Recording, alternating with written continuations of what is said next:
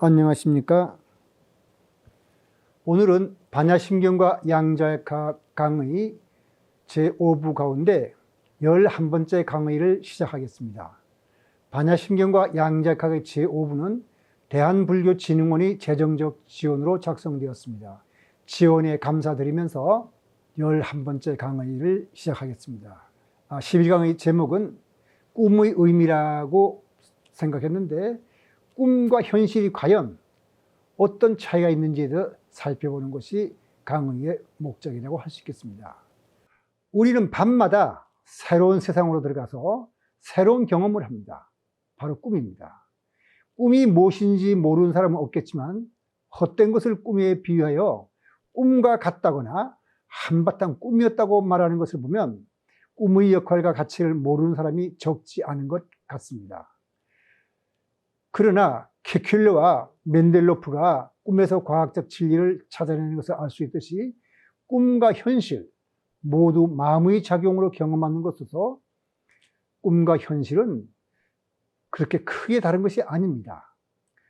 꿈을 꾸는 가운데 렘 수면이라는 것이 있는데, 렘 수면은 Rapid Eye Movement를 해가지고 눈이 빨리 움직이는 그런 꿈을 말하는데, 렘 수면 상태에서는 두뇌 신경은 깨어있을 때만큼 활발하게 활동합니다. 여기서 이런 생각을 해보죠. 밤마다 거지가 되는 꿈을 꾸는 왕자와 밤마다 왕자가 되는 꿈을 꾸는 거지 중에 누가 더 행복할까 하고 묻는다면 아마 우리 쉽게 대답할 수 없을 것입니다. 꿈은 그만큼 현실성이 있는 것입니다. 왜냐하면 현실도 꿈도 마음의 활동이라는 면에서 다 같이 우리가 삶을 경험하는 삶의 현장입니다. 우리의 의식이 깨서 활동하는 것을 현실이라고, 우리의 의식은 활동하지 않고 무의식이 활동하는 것을 꿈이라고 부르는 것일 뿐입니다. 꿈은 제멋대로 전개되는 것 같지만 그것은 조작된 것은 아닙니다. 내 마음 깊은 곳에 있는 나의 모습이자 내 내면의 목소리입니다. 오히려 꿈이야말로 감춰진 나의 참모습을 나타낸다고 할 수 있겠습니다. 꿈의 내용이 이상하더라도 꿈은 현실의 삶을 위해 몸과 마음을 정화시키는 아주 중요한 작용을 하고 있습니다. 악몽이라고 해도 그것은 단순히 나쁜 것이라거나 무의미한 것이 아닙니다. 거기에는 어떤 의미가 있습니다. 악몽을 통해 자신의 참모습을 깨닫고 수행을 하면 악몽을 성장의 기회로 삼을 수도 있을 것입니다. 그리고 꿈은 과학적으로 또 종교적으로 반드시 연구해야 할 대상인데, 이 강의에서는 종교적으로 특별히 의미 있는 자각몽과 임종몽에 대해서 살펴보겠습니다. 그리고 그렇게 하기 전에 꿈과 현실의 차이에 대해서 한번 생각해 보도록 하죠. 꿈과 현실의 삶 사이에 차이가 있다면, 현실의 삶에서는 우리 의식이 깨어 있어서 우리 욕망을 절제하기도 하고 우리 행동을 조절할 수 있습니다. 적어도 우리는 그렇게 생각하고 있습니다. 깨어있는 상태에서는 사람이 무슨 일을 할지 선택할 수도 있고, 또 그 일을 어떻게 할지 계획할 수도 있습니다. 반면에 꿈속에서는 프로그램에 따라 움직이는 로봇처럼 사람은 무의식이 시키는 대로 움직이고 있습니다. 사람이 꿈을 꾸실 때는 꿈속의 일도 자신이 하는 일이지만 자신이 원하는 대로 진행되지 않습니다. 물론 여기서 말하는 자신이라는 것은 우리 의식을 말하는 거죠. 꿈속에서는 모든 일이 무의식적으로 진행되는 겁니다. 그래서 의식한 대로 되는 것이 아니죠. 꿈속에서는 사람이 무엇을 선택할 수도 없고 하고 싶은 일을 마음대로 하는 것이 불가능합니다. 무엇을 어떻게 하겠다고 마음을 먹는 것조차 뜻대로 되지 않습니다. 무엇을 선택하거나 하고 싶은 일 하려면 무의식의 지배에서 벗어나야 됩니다. 무의식의 지배라는 것은 바로 업의 영향을 말하는데, 무의식의 지배에서 벗어나려면 깨어 있어야 됩니다. 깨어 있다는 말은 의식이 생생하게 깨어서 활동한다는 뜻이죠. 그런데 잠에서 깨어난다고 해서 무의식의 지배를 벗어나는 것은 결코 아닙니다. 무의식의 지배를 받는다면 그것은 깨어 있어도 깨어 있다고 말할 수 없습니다. 그 이유를 알기 위해서 우리의 생각과 마음의 작용과 우리의 행동에 대해서 한번 생각해 보도록 하겠습니다. 자, 바르게 살겠다고 뜻을 세워도 마음은 뜻과 달리 움직이는 경우가 대부분입니다. 이성적 사유로 옳다고 생각한 일을 하려고 해도 생각대로 되지 않습니다. 쉬운 예가 금연이죠. 금연을 결심하는 사람들은 흡연을 하면 나쁘다는 걸 다 알고서 금연을 결심하지만 뜻대로 되지 않습니다. 왜냐하면 깊은 마음속에 흡연에 대한 욕구가 남아있기 때문입니다. 물론 억지로 끊을 수 있습니다.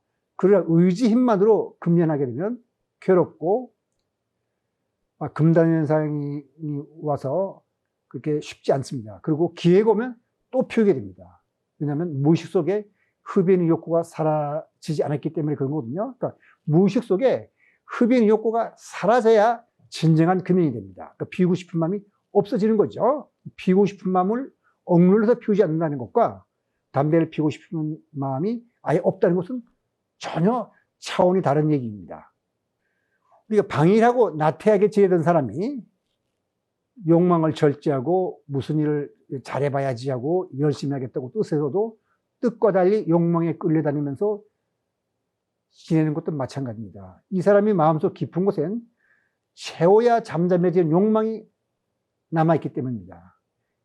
이런 사람들은 생각과 마음이 다르기 때문에 생각한 대로 행동하지 못합니다. 그래서 작심삼일이라는 말이 나오는 거죠. 뭘 잘하겠다고 결심하더라도 3일 지나서 흐지부지 된다는 거. 이것은 우리의 생각과 마음과 말과 행동이 달라지는 거죠. 그만큼 무의식의 힘이 강한 겁니다. 그 무의식의 힘이 강하다는 것은 사람이 깨어 있어도 그것은 온전히 깨어 있는 것이 아니라는 것을 뜻합니다. 잠에서 깨어났다고 해서 사람이 정말 깨어 있는 것은 아닙니다. 잠에서 깨어난 사람은 자신이 깨어 있다고 생각하지만 사실은 깨어 있는 순간은 지극히 짧다고 할 수 있습니다. 왜냐하면 사람의 마음이 무척 산만하기 때문입니다. 사람이 한 가지 일에 마음을 두고 있다 하더라도 마음은 금방 다스는 곳으로 향합니다. 몸과 마음이 따로 노는 거죠. 몸이 어떤 일을 하더라도 마음은 벌써 다른 데가 있는 경우가 다반사입니다. 산만하다는 것은 주의 집중이 잘 안 된다는 뜻인데 그것은 바로 무의식이 활동하기 때문에 의식이 어딘가 한 곳에 집중을 잘 못한다는 그런 뜻입니다.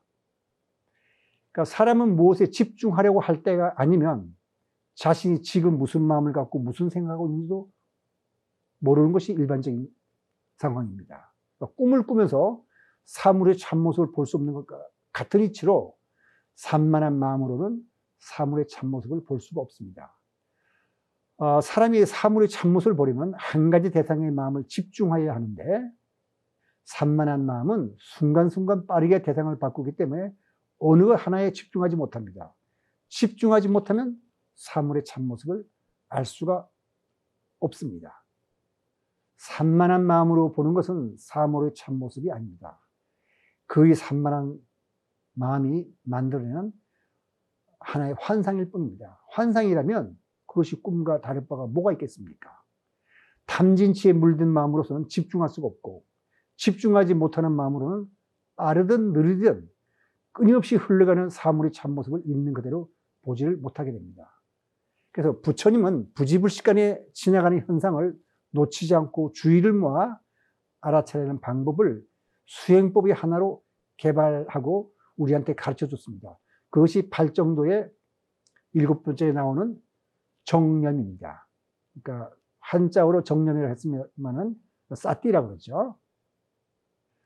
한자 정념은 빨리어 사띠를 번역한 것으로서 대강의 뜻을 말하자면 마음에 둔 대상을 잊지 않고 지켜본다는 뜻이라고 할 수 있겠습니다. 그러나 사티는 우리말이라 한자어로 한마디로 번역하기는 굉장히 어려운 개념입니다. 논란이 있지만 이 강의에서는 사티를 마인드풀리너스의 뜻으로 번역하고 설명하겠습니다. 마인드풀리너스는 우리나라 말로 마음 챙김이라고 번역을 심리학자들이 했습니다. 불교 수행에서는 사티를 강조하는데 그것은 깨어있으라는 뜻입니다. 깨어서 마음의 주인으로 살아가라는 그런 뜻입니다. 마음의 주인이 되기 위해서 부처님은 수행자들에게 철저히 깨어있으라고 합니다. 그 디가니까야 22번째 대념처경에 보면은 설법 가운데 이런 구절이 있습니다. 비구들이요.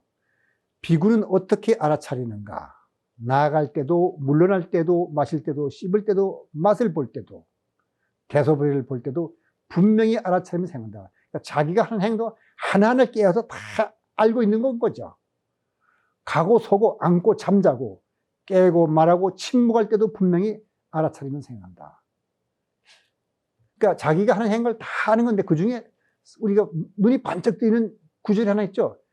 잠잘 때도 자기가 잔다는 것을 알면서 잔다는 건데 잘 안 되는 일이죠. 근데 그것이 수행을 하면 가능합니다. 깨어있음. 이것이 바로 불교 수행의 요체인데 항상 깨어서 똑바로 알아차리는 것이 수행입니다. 그러니까 잠잘 때도 알아차리는 것이 바로 사티 수행입니다. 자면서 알아차린다는 것이 이상하게 들리겠지만 제5부 8광 마음과 의식 힘에서 설명한 바와 같이 자각몽이라면 그것이 가능합니다. 자각몽에서는 의식이 깨어있고 자신이 꿈을 통제할 수도 있고 훈련을 할 수도 있습니다. 그 역으로 자각몽으로 들어가는 방법 중 하나가 평소에 자신의 행동 하나하나를 주시하는 겁니다. 꿈을 꾸면서 자신이 꿈을 꾸고 있다는 것을 아는 것을 자각몽이라 하는데 어떤 사람은 꿈을 자기 마음대로 조종하기도 합니다. 꿈속에서 논리적인 추론을 할 수도 있고 깊은 성찰도 할 수 있고 사유도 할 수 있습니다. 자각몽은 이미 아리스토텔레스 시절부터 기록에 나와 있지만 과학적으로 연구된 것은 최근의 일입니다. 자각몽을 체계적으로 연구해서 책을 쓴 사람은 제5부 8강 마음과 의식 힘에서 소개한 바와 같이 스티븐 라버지 박사입니다. 스티븐 라버지가 쓴 루시드 드림이라는 책에는 자각몽에 들어가는 법과 자각몽에 들어가서 마음을 훈련시키는 법이 나와 있는데 그 요체를 살펴보면 바로 깨어있음입니다. 불교의 마음 챙김 명상과 아주 비슷합니다. 주시하고 알아차리는 연습을 꾸준히 하는 것입니다. 그릇된 욕망에 끌려 잘못된 일을 하더라도 그것을 주시하면서 그 일을 하면 그릇된 욕망 자체가 사라지게 마련입니다. 분노와 증오, 그릇된 욕망, 흡연과 같은 것도 결국 주시를 하면 처음에는 끌려다니지만 계속 주시를 하면 그것들은 사라지게 마련입니다. 깨어있는 것, 온전히 깨어있으면 장애물이 사라집니다. 생각과 말과 행동이 일치하는 것, 그것이 바로 무해행인데 아제, 발해 아제는 바로 깨어있으라는 뜻으로 우리가 해석할 수도 있습니다. 그래서 우리가 그 꿈과 깨어있음에 대해서 제가 이만큼 설명을 드리고 다음 12강에서는 기억의 의미에 대해서 살펴볼 예정입니다. 오늘 강의 여기서 마치도록 하겠습니다.